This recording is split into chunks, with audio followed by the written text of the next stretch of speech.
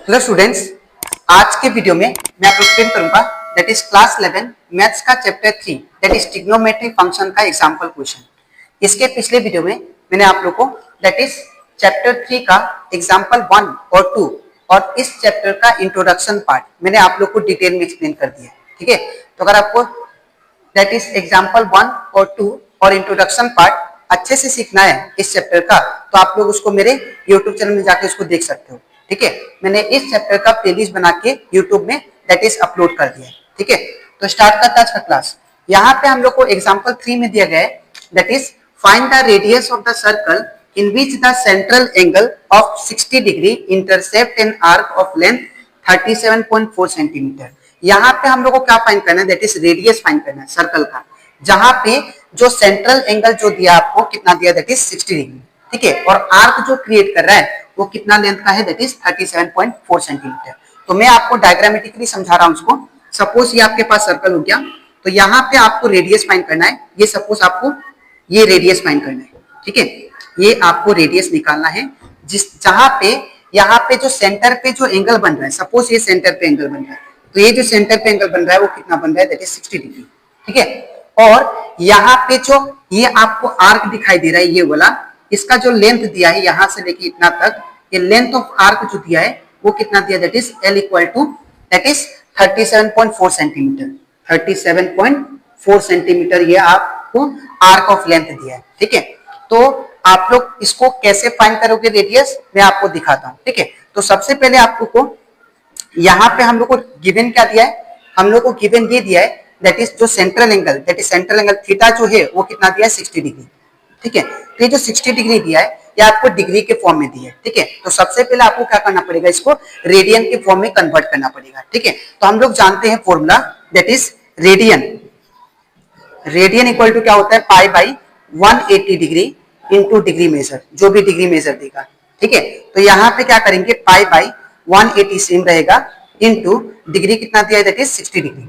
ठीक है, तो यहाँ पे क्या होगा, 0 से 0 कैंसिल एंड 6 3 जा कितना होगा 18, तो यहाँ पे कितना आ गया, that is pi by 3 radian. ये आपका रेडियन में आ गया। ठीक है, इतना करने के बाद फिर आपको क्या दिया है, दैट इज एंगल तो हम लोग निकाल लिए रेडियन के फॉर्म में, फिर आपको लेंथ ऑफ आर्क दिया है। ठीक है, that is length of arc ये कितना दिया, that is L equal to 37.4 centimetre. ठीक है ना, अगर ये लेंथ ऑफ आर्क 37.4 दिया है, अब आपको क्या फाइंड करना, that is radius of the circle. तो यहाँ पे रेडियस ऑफ सर्कल ये आपको निकालना है, आर का वैल्यू।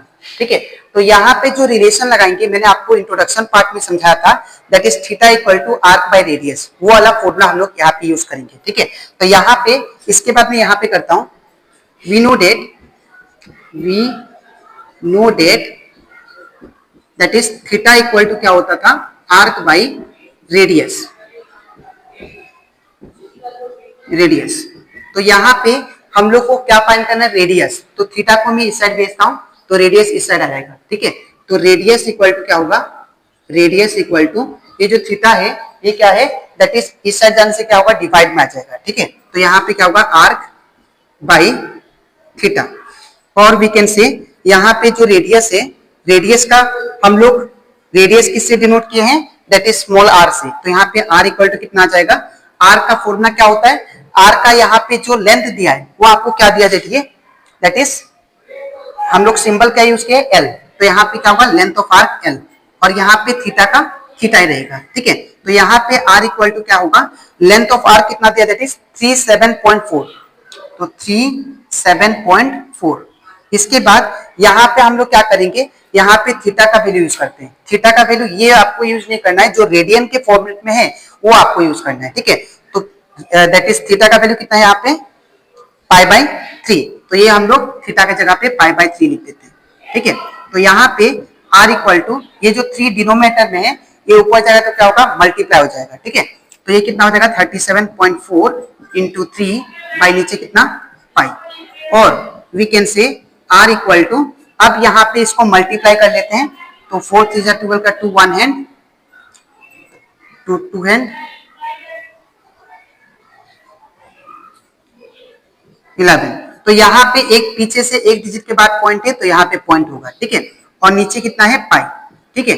इसके बाद मैं यहाँ पे करता हूँ, तो यहाँ पे r इक्वल टू कितना आ जाएगा, ए पाई का वैल्यू मैं सब्स्टिट्यूट करता हूँ, ठीक है। जो पाई का वैल्यू लगाऊंगा तो ये कितना होगा, that is r equal to 112.2 by 22/7, ठीक है। अब क्या होगा, इसके बाद मैं यहाँ पे करता हूँ, तो यहाँ पे क्या होगा, that is r equal to कितना होगा, दैट इज 112.2 और नीचे कितना है, दैट इज 22। और ये जो 7 डिनोमिनेटर में था, ये ऊपर जाके क्या होगा, मल्टीप्लाई, तो इनटू क्या होगा 7, ठीक है। अब ये इसको मैं 11 से काटता हूँ, तो 11 10 जा कितना होगा 110 और 11 2 जा कितना होगा 22, ये कैंसिल हो गया। और पीछे से एक डिजिट के बाद पॉइंट है, तो यहाँ पे पॉइंट दे दिया, ठीक है। फिर 11 2 जा कितना होता है 22, तो मेरे पास क्या बचा, r इक्वल टू 10.2 इंटू 7 और नीचे कितना है, दैट इज 2। अब इसको फिर से 2 से काट सकते हैं हम लोग, दैट इज 2 5 जा 10 एंड 2 1 जा 2 और पीछे से एक डिजिट के बाद पॉइंट है, तो यहाँ पे पॉइंट लगाएंगे, ठीक है। ये कैंसिल हो गया, तो मेरे पास एट लास्ट क्या आ गया 5.1 इंटू 7 और जब इसको हम लोग मल्टीप्लाई करेंगे तो r इक्वल टू कितना होगा, दैट इज 35.7 सेंटीमीटर, ठीक है। तो ये आपका आ गया, दैट इज रेडियस। तो यहाँ पे लिखेंगे देयरफॉर रेडियस ऑफ सर्कल कितना आया, radius of circle is that is 35.7 centimetre, ठीक है।